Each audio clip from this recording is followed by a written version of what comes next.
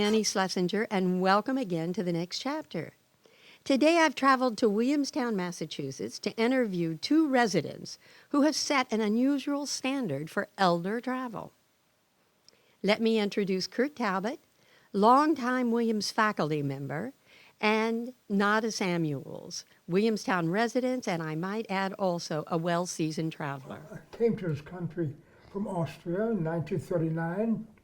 I was 16 years old, and I remember a very, very funny incident, namely my uncle, with whom I was going to be living, waited for me on a pier in New York, and I'd never met him before.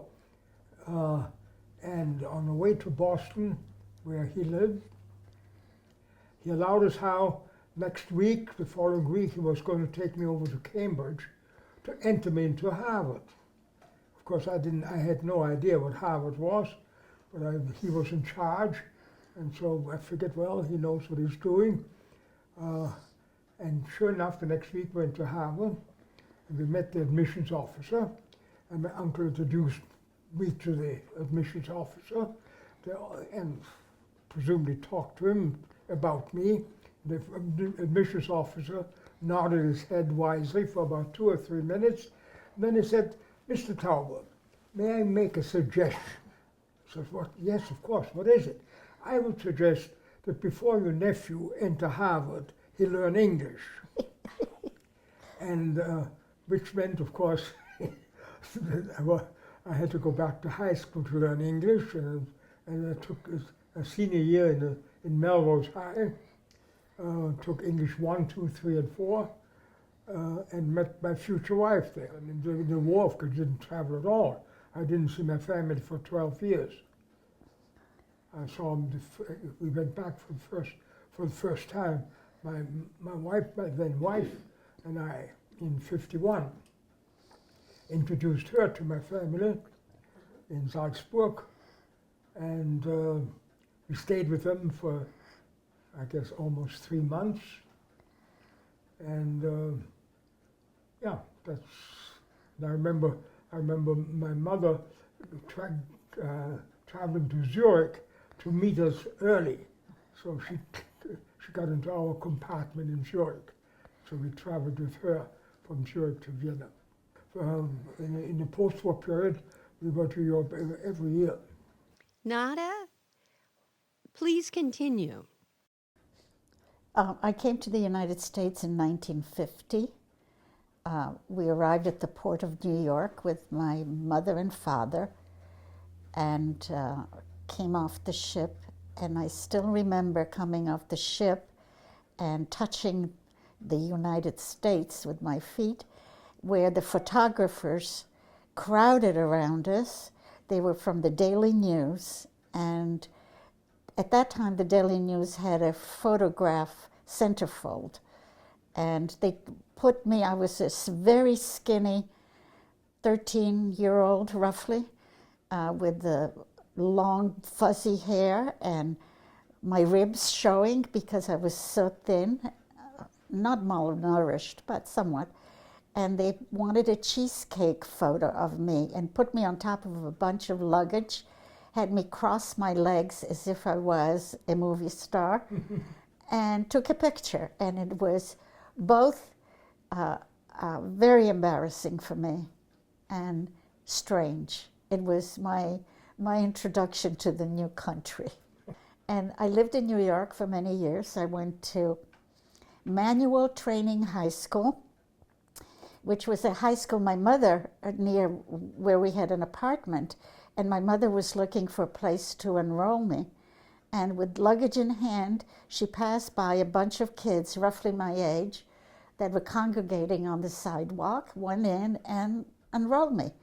And so I was enrolled in Manual Training High School. In Europe, I had, of course, we were much more advanced in elementary school. We learned Latin, we knew math, and so I was a little bit of a star when I was in Manual Training High School, where I graduated from. I majored in English, and then I went to the City College of New York where I graduated with the degree in English. And that's and then I went to the University of California at Berkeley, where I had a master's, the equivalent of a master's in education. And there was never any problem before because I was in good health. But eventually, as I became older, of course, all kinds of handicaps set in. And I discovered in the last few years, when I was unable to walk really without a walker, that unfortunately the two main countries I wanted to visit, namely my daughter in the Netherlands and my sister in Austria, that neither one of the two countries had national handicap laws. So it was a question of worrying, or at least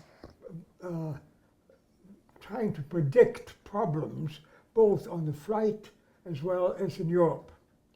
And yes, there were problems both on the flight and in Europe of different sorts. And maybe I might since I've gone through this, I might tell you about it. Namely, the flight. Everybody, of course, knows that the airlines are very attentive in terms of handicaps in the United States, and wheelchairs available and all of that. Everybody knows that.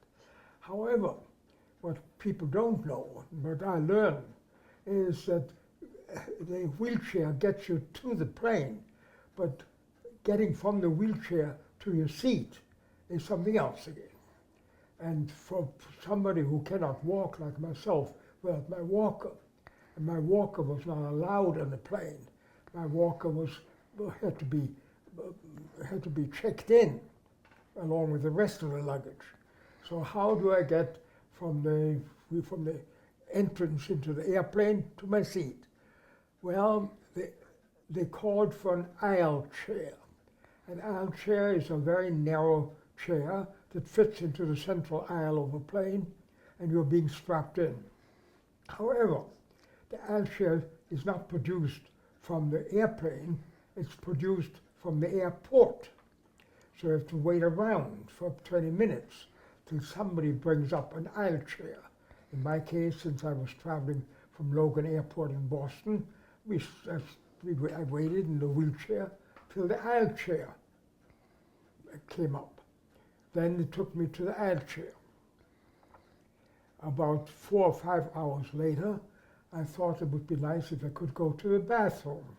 So I called for the aisle chair, only to be told that there was no aisle chair.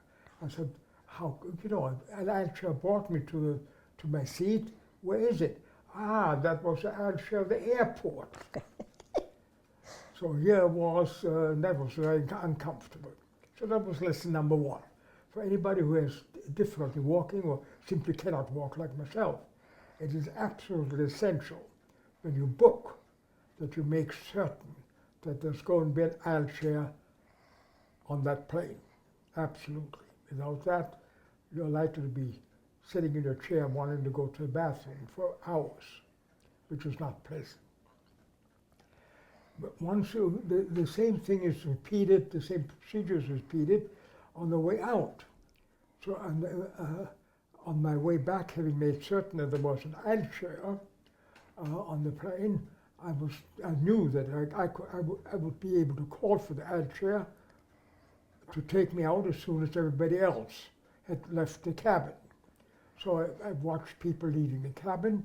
When the last person had left, I called the stewardess and said, would you be good enough to bring me my aisle chair? She says, oh no, I can't. I said, no, wait a second. The aisle chair brought on my way back did get me to the toilet, so I know there was an aisle chair on the plane. She said, oh yes, but that can be used only when the plane is in flight, not when the plane is grounded. So you figure that one. So again, I had to wait 20 minutes till the Logan Airport aisle chair was brought up. And then I was taken out of the plane, transferred to the wheelchair, and everything else was fine. That's the plane part, the flying part of the problem. the European part. That is, again, only I have no idea what other countries have handicap laws. I know in the case of Holland, in the case of Austria, every time I made a reservation for a hotel, a restaurant, any public place, I had to negotiate. I said, have you got any stairs? I can't walk. I walk with a walker only. Can I get into your place? And sometimes it was yes, and sometimes it was no.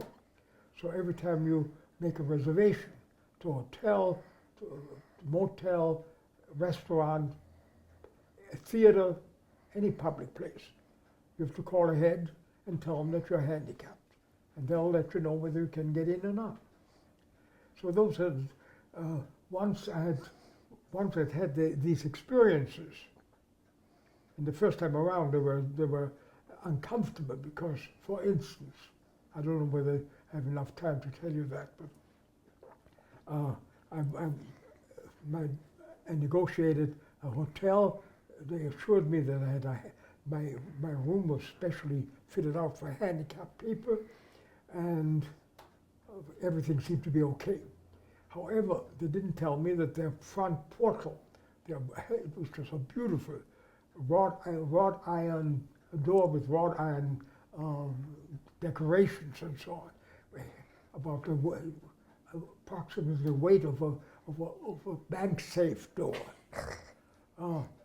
which no one in a wheelchair, luckily I wasn't in a wheelchair, could open. They assured me that I mentioned that to them. They said, "Oh, we forgot to tell you that we have an electric button. You push the electric button and it opens up by itself." I said, "That's very nice." He said, "Open all day?" All days? I said, "Well, till 9 o'clock. What happens if I come in after 9 in the evening?" "Well, then we give you a key. You open the door with a key." Fine. So a taxi cab leaves me at the curb. He gives me the walker. I take the walker to the door of the hotel, open up unlatch the door, and use my walker as a wedge. The door was very heavy, so I couldn't open it up totally. I had to open it up 8 inches at a time, use my walker as a wedge, open it another 8 inches. I said, okay, that worked. The next evening, again, the same scene. A cab leaves me at the curb. I take my walker and open the door. I then reach my walker to use it as a wedge to get in. I had forgotten to put the brakes on the walker. The sidewalk was slanted, and my walker was out in the street. And I was standing there wondering how I'm going to get in. I said, "Oh, I'm sure they have a night watchman's bell." And sure enough, they did, except it was too far away. I couldn't reach it. And of course, I couldn't walk there. So then I've tried to figure out, well, this was now 10:30 at night, and when might the next pedestrian come by, whom I could then ask to bring me my walker. Luckily, within 20 minutes or so, a young man came by and he retrieved the walker. So that's the last time I forgot to put on the brakes. From that time on, I was very certain to always put them on. But those are some of the problems that handicapped people have. It seems to me, Kurt, that you are incredibly brave for taking these trips alone at your age and also with your disability. Well, now things are very much easier because I've had these negative experiences, so I try to anticipate, of course, all of the pitfalls, and I think I have figured them out. So I now have lengthy discussions with the airlines about my needs and make sure that they. By the way, oh yes, maybe that might be an interesting point. Actually, I discovered yesterday when I booked for my flight this year that the person who sells you the ticket, in this case Delta Airlines, has no idea of what happens on an airplane. I mentioned to him an aisle chair, and he hardly knew what I was talking about. I had to explain to him. He had never heard of that. So, yeah, you have to remember that the person who sells the tickets are not the flight attendants. Nada, tell about your travels and your unusual travel companion. Well, nothing as dramatic as Kurt, but I also traveled back and forth from the United States to Italy, maybe not every year, but frequently. And of course, I was young and everything was doable. Now I go in the winter, I spend a chunk of time in Southern California, and where my daughter lives. And I have a dog. And I have a dog that I cannot leave behind for such a long period of time. And besides, I like to have her next to me. She's a great source of comfort for me. And the last few times I got a letter from a therapist stating that I need this dog for emotional support. And it's been a blessing, because now I can take her on the plane with me. She sits on my lap, and it's wonderful. However, it's not much emotional support. It's quite the opposite to me, because I spend a lot of energy worrying. Since I travel alone, there's no one that I could turn to for help. But what if she gets restless? What if I have to go to the bathroom? What do I do with her? Do I carry her with me? And so it's worked out so far. She's been wonderful. She's a terrific dog, and is enormous source of joy for me once I get there. But I do spend quite a bit of time worrying ahead of time about all the possibilities that I may have to encounter with the dog, who may want to not sit on my lap. But it's worked out fine. Yes, my sweetie. You're my cutie Woody. Yes, yes. In fact, I never gave her anything to calm her down. She didn't need it. I perhaps needed it, but not she. No, I have never really discussed it with anyone that I can remember. So it was a venture, but it's a successful one.